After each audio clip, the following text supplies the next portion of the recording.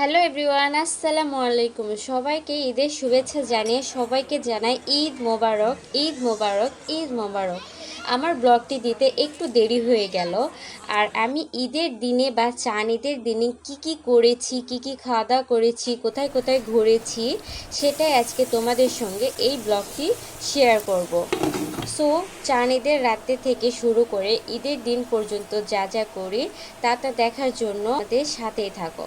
So প্রথমে আমি এখানে পুডিং তৈরি করে নেব চান ঈদের রাতে। সেজন্য আমি এখানে 5 টেবিল চামচের মতো নিয়েছি চিনি।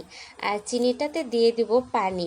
পানি দেওয়ার পর চিনিটা একদম মিশিয়ে নেওয়ার পরে যদি চুলায় দিয়ে ক্যারামেল করা হয় তাহলে কিন্তু ক্যারামেলটা অনেক সুন্দর হয়। চিনিটা আমার গলানো শেষ হয়ে যাওয়ার পর আমি কিন্তু চুলার উপরে দিয়ে দিয়েছি। এখন আমি মিডিয়াম টু লো হিটে এই চিনি শিরাটাকে একদম ক্যারামেল করে নেব। দেখুন এইরকম কিন্তু ক্যারামেল হয়ে এসেছে। এখন আমি যেই পাত্রে আমি ক্যারামেলটা সরাসরি সেট করব সেখানে আমি এই ক্যারামেলটা ঢালিয়ে সেট করে নেব। গরম ক্যারামেলটা এভাবে আমি ঢালিয়ে নিয়ে আলতো করে চারিদিকে এই পাত্রটা মিলিয়ে একদম সমান করে নেব, যেন ক্যারামেলটা চারিদিকে খুব ভালোভাবে একদম বিছিয়ে যায়। আর এই ক্যারামেলটা ঠান্ডা হয়ে যাওয়া পর্যন্ত একটা সাইডে আমরা রেখে দিব। এইদিকে ক্যারামেলটা ঠান্ডা হতে থাক আর এইদিকে আমরা পুডিংয়ের জন্য মেন প্রসেসিংটা শুরু করে দিই। প্রথমে আমি এখানে ব্লেন্ডারের মধ্যে দিয়ে দিব ঘন করে নেওয়া 2 কাপ একদম কুসুম গরম দুধ। এখানে আমি দুধটাকে জাল করে নিয়ে ঘন করে নেওয়ার পরে কিন্তু দিয়ে দিব 3টা ডিম। ডিমটা কিন্তু একদম নর্মাল টেম্পারেচারে থাকতে হবে। ডিম যদি ফ্রিজে থাকে তাহলে কিন্তু 30 মিনিট আগে এই ডিমটি বের করে নিতে হবে। এখন দিয়ে দিব আমি 1 কাপ পরিমাপে চিনি। দিয়ে দেওয়ার পর এখন খুব সুন্দরভাবে আমি এটা ব্লেন্ড করে নিব। এটা পাস করে ব্লেন্ড করে নিলে কিন্তু বেশ ভালো হয়। আমার ব্লেন্ডটা কিন্তু একদমই রেডি হয়ে গিয়েছে। এখন আমি দেখাবো আমার ক্যারামেলটাও কিন্তু একদম সেট হয়ে গিয়েছে, একদম ঠান্ডা হয়ে সেট হয়েছে।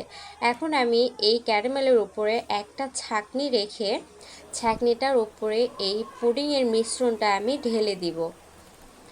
এই মিশ্রণটা এভাবে ছেঁকে দিলে কিন্তু পুডিংয়ের ভিতরে অনেক সুন্দর একটা স্মুথ হবে, একদম মুখে দিলে মিলিয়ে যাবে।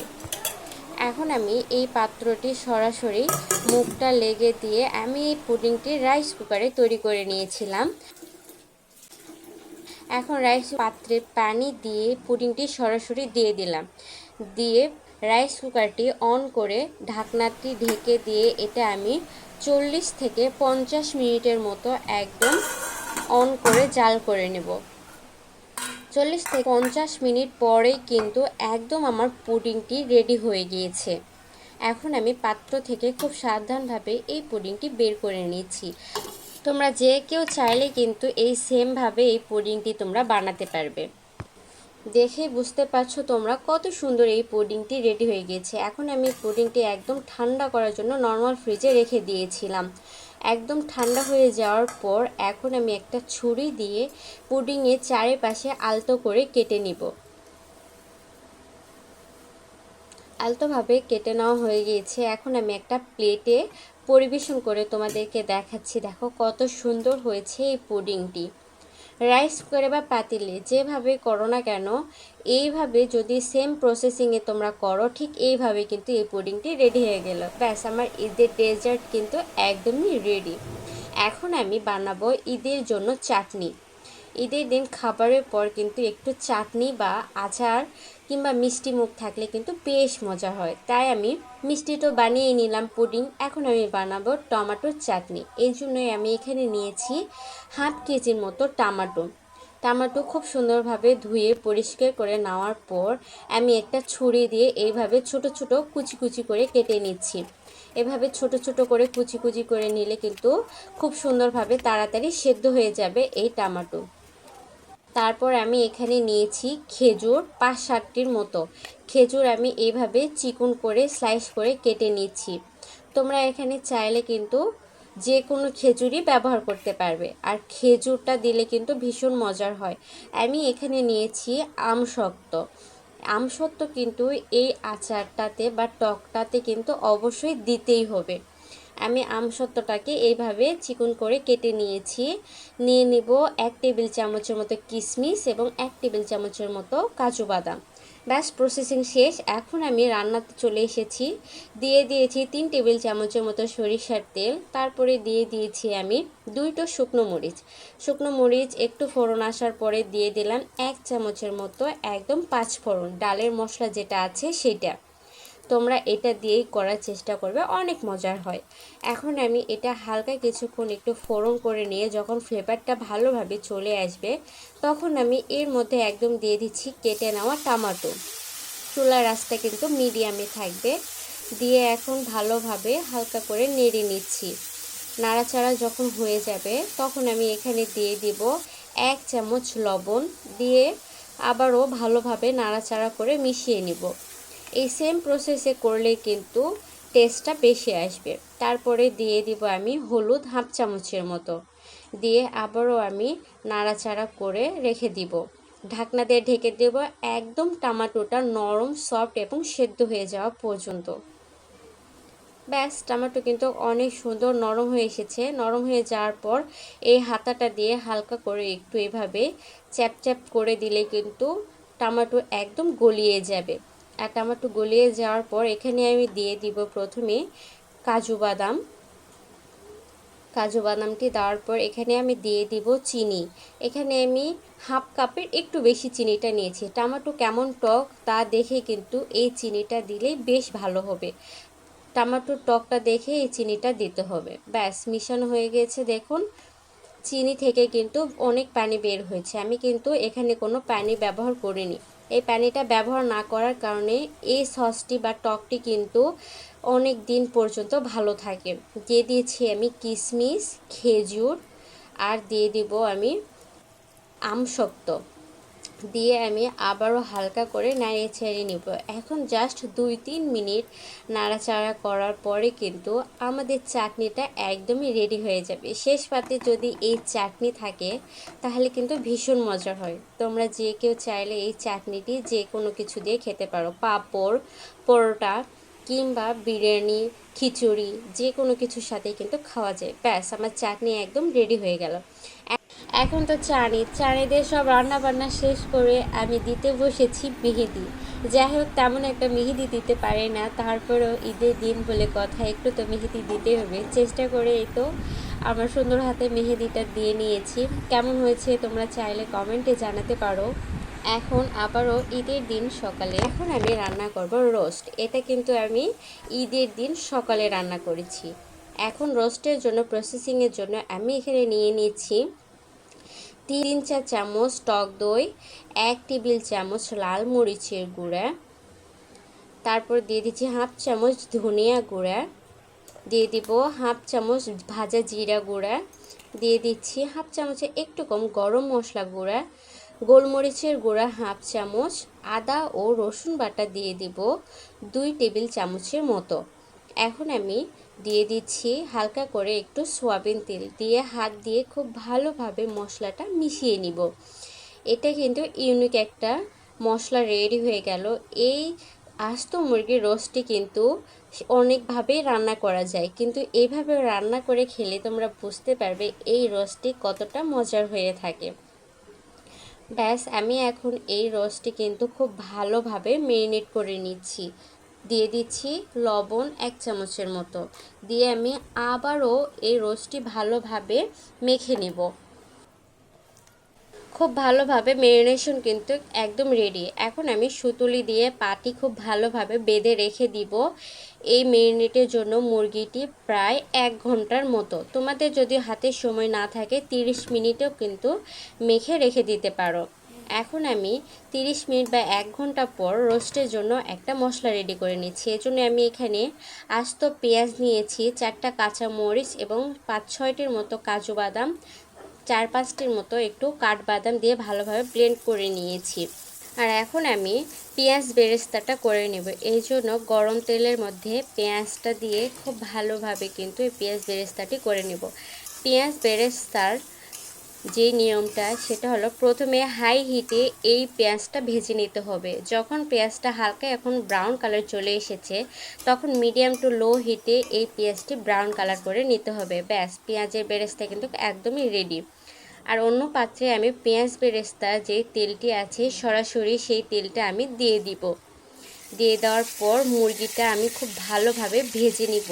যে মশলাটা দিয়ে ম্যারিনেট করে রেখেছিলাম ঠিক সেই মশলাটা দিয়েই কিন্তু এখন আমি এই মুরগিটা ভেজে নিব।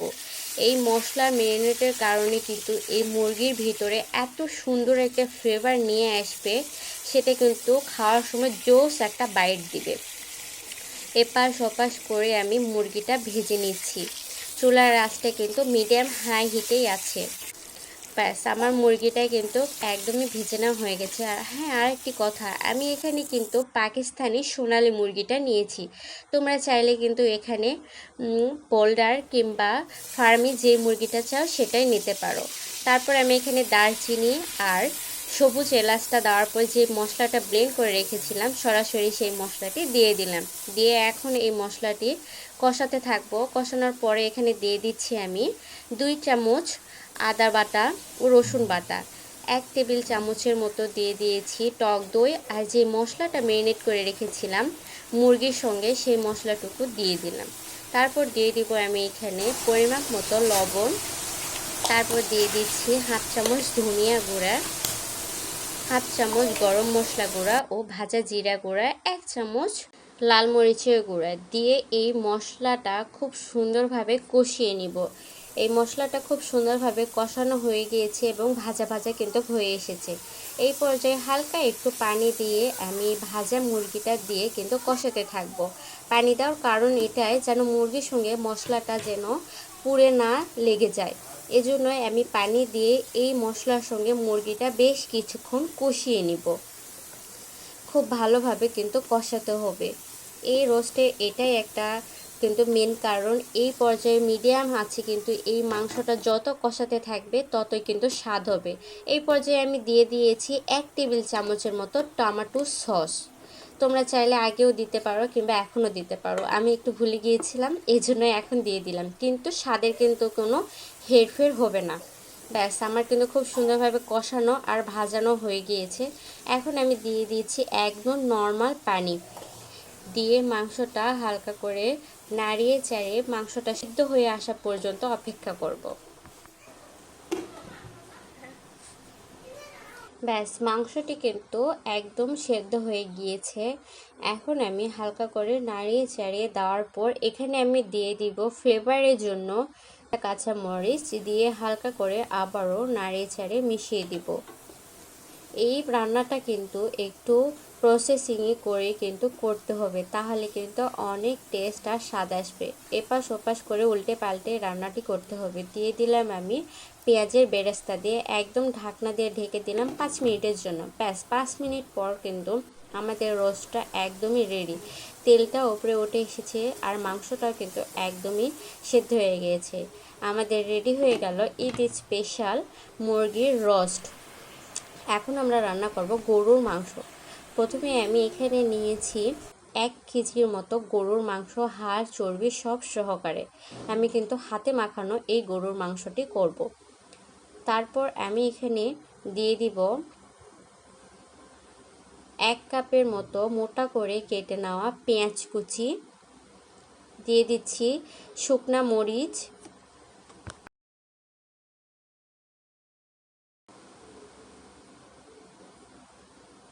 এরপর এখানে দিয়ে দিচ্ছি আমি 2 টেবিল চামচের মতো আদা রসুন আর জিরা বাটা। এখন দিয়ে দিচ্ছি 1 টেবিল চামচের মতো লবণ, হাফ চামচের মতো হলুদের গুঁড়া, 1 টেবিল চামচের মতো লাল মরিচের গুঁড়া, আর দিয়ে দিব 1 চামচ ধনিয়া গুঁড়া, গরম মশলা গুঁড়া দিয়ে দিলাম 1 চামচ, গোলমরিচ দিয়ে দিলাম হাফ চামচ, দিয়ে দিলাম লং 1টি, দিয়ে দিলাম দারুচিনি, সবুজ এলাচ আর কালো এলাচ, এগুলো ফ্লেভারের জন্য। দিয়ে দিব সরিষার তেল। এই মাংসটি আমি ঈদের দিনে কিন্তু সরিষার তেল দিয়ে রান্না করে থাকি, কারণ ঈদের দিনে গরুর মাংস সরিষার তেল দিয়ে খুবই স্পেশাল লাগে। তোমরা যারা একবারও খাওনি তারা এই সরিষার তেল দিয়ে গরুর মাংসটি রান্না করে খাবে, কিন্তু ভীষণ মজার। এরপর আমি চুলায় বসিয়ে দিয়ে পানি না দিয়ে কিন্তু একদম কষিয়ে কষিয়ে এই গরুর মাংসটি রান্না করে নিয়েছি। যখন এই পানিটি একদম শুকিয়ে যাবে তখন আমি এখানে গরম পানি দিয়ে একদম কষিয়ে সিদ্ধ করে নামিয়ে নিয়েছি। এখন আমি এখানে বিরিয়ানি রান্নার জন্য হালকা একটু পেঁয়াজ বেরেস্তা করে নিয়েছি, দারচিনি, সবুজ এলাচ দিয়ে কড়াইতে খুব সুন্দরভাবে ভেজে নিয়ে আমি এটাও কিন্তু রাইস কুকারে রান্না করব। রাইস কুকারে আমি আগে থেকেই 4 কাপ পানি গরম করতে দিয়েছি, আর আমি এখানে কিন্তু 2 কাপ চাল নিয়েছি। 2 কাপ চালের জন্য 4 কাপ পানি দিয়ে আমি এই বিরিয়ানি রান্না করে নিয়েছি। আমার রান্না বান্না একদমই কিন্তু রেডি। এখানে বিরিয়ানি, গোটা মুরগির রোস্ট, গরুর মাংস, তার সঙ্গে এখানে নিয়েছি সালাদ। খাওয়া দাওয়ার পর তো বেরিয়ে গেলাম বিকালবেলা ঘোরার জন্য। আমি, আমার হাজবেন্ড আর আমার ছেলে সবাই মিলে ঘুরছি। কেবলই মাত্র আমরা বাসা থেকে কিন্তু রওনা হয়েছি। এটা বাইপাস রোড। ঈদের দিনে এত সুন্দর ওয়েদার ছিল, মনে হচ্ছিল আমরা একদম সাদেকে চলে এসেছি। একদম পিছনে ঘোলা, আর কি সুন্দর কিন্তু পিছনে একদম কুয়াশার মতো দেখা যাচ্ছে, বাতাস হচ্ছে। ঈদের দিনটা কিন্তু অনেক সুন্দরভাবে কেটেছে। আমাদের ঘুরতে বেশ ভালো লাগছিল। আমরা একদম অনেক অনেক ঘুরু করছিলাম। এই তো আমার ছেলে দুষ্টুমি করেছে এখানে। আমার ছেলেটা কিন্তু সবসময় দুষ্টুমিই করে। তারপর আমরা অন্য জায়গাতে একটা চলে গিয়েছিলাম। এখানে অনেক সুন্দর লাইটিং। ওখান থেকে ঘুরে আবার সরাসরি চলে আসলাম আমরা মল্লিকাতে। সারাদিন ঘোরাঘুরি পরে দুপুরবেলা সেই আমরা খাওয়া দাওয়া করার পর বেরিয়েছিলাম। সারাদিন বিকাল ঘোরাঘুরি করার পর এখন আমরা মল্লিকাতে চলে এসেছি খাওয়া দাওয়া করার জন্য, কারণ আমাদের প্রচণ্ড খিদে লেগেছে। বাইকটি আমরা পার্কিং করে আমরা চলে যাচ্ছি উপরে। ঈদের দিনে আমরা ফুল ফ্যামিলি অনেক এনজয় করেছি, অনেক ঘোরাঘুরি করেছি। এখন আমার ছেলের অনেক খিদে লাগছে। আমার ছেলে পিৎজা খাবে, কেক খাবে, আরও কত কিছুই যে খাবে। সে বলতেই শুধু পারে, কিন্তু খেতে কিন্তু অত পারে না সে। এই তো আমরা উপরে চলে আসলাম। চলে আসার পর দেখি একটা সিটও কোনো ফাঁকা নেই। তারপর এক ওয়েটার এসে বলল যে স্যার আপনাদের নাম্বার দিতে হবে, তারপর আপনারা বসার সিট পাবেন। এই তো আমরা নাম্বারটি লিখে দেওয়ার পর নিচে চলে আসলাম। বসার কোনো জায়গা পেলাম না, এসে একটু ভিডিও বা ফটো সেশন করেছিলাম। তারপর আমি আর ছেলে যা করলাম। আয়ান, তোমার কেমন লাগছে এখানে এসে? ভালো লাগছে? এখন তুমি কি খাবা? রেড ভেলভেট কেক খাবা? আজকে আমরা কত ঘুরু করেছি? অনেক ঘুরু করেছি, তাই না? এখানে আয়ান আর আমি ভিডিও করছি। ওর বাবা আয়নের জন্য কেক নিতে গিয়েছে, তাই না? হ্যাঁ।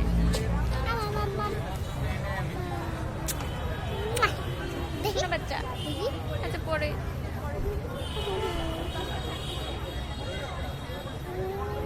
থাকতে কইছে মেঘা উঠে যাবে তোমার কালে। কথা বলো।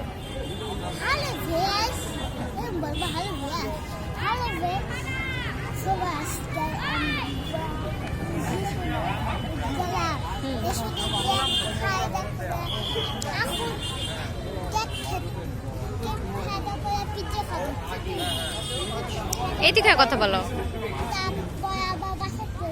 আচ্ছা তোমার হাতে মেহেদি দেখো তো।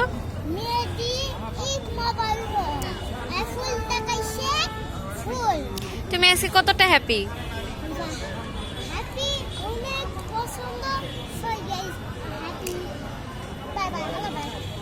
এই তো আমাদের মা ছেলের কাহিনী। তারপর আমরা কেক নিচে বসে থেকে খাওয়ার পর উপর থেকে ডাক দিল আমাদের ফোন দিয়ে। সো আমাদের সিট একদম রেডি, আমরা উপরে যাচ্ছি এখন খাওয়া দাওয়া করার জন্য। আমি এখানে এখন উপরে যাচ্ছি। তারপর আমাদের সিটটা আমাদের দেখিয়ে দেওয়া হলো। তারপর আমরা মল্লিকাতে বসিয়ে গেলাম। এখন আমাদের খাবার অর্ডার দেওয়া হয়েছে, আর অর্ডারের কিছুক্ষণ পরে কিন্তু আমাদের খাবার রেডি। আমরা অর্ডার দিয়েছিলাম থাই স্যুপ আর অন্থন। আমরা থাই স্যুপ আর অন্থন খাওয়ার পরে কিন্তু আমরা আরেকটাও কিন্তু অর্ডার দিয়েছিলাম। প্রথমে আমার বাচ্চাকে আমি স্যুপ আর অন্থনটি পরিবেশন করে দিচ্ছি। আমাদের এই স্যুপ আর রন্ধনটি কিন্তু বেশ মজার লাগে। ছেলেকে তো স্যুপ দিয়ে দিলাম, কিন্তু ছেলে বললে স্যুপ নাকি তার ভালো লাগে না, সে স্যুপ খাবে না। সে শুধু একটু কুটু কুটু করে পাঁপড় খাচ্ছিল, স্যুপটা সে একদমই খেতে চাচ্ছিল না। তারপর আমি আবার হাজবেন্ডকে স্যুপ উঠিয়ে দিয়েছিলাম, তার আবার স্যুপ ভীষণ পছন্দ, সে অল টাইমই স্যুপ খেতেই থাকে। তাকে স্যুপ দিয়েছিলাম আর সে খেয়ে কি বলে একবার দেখেন।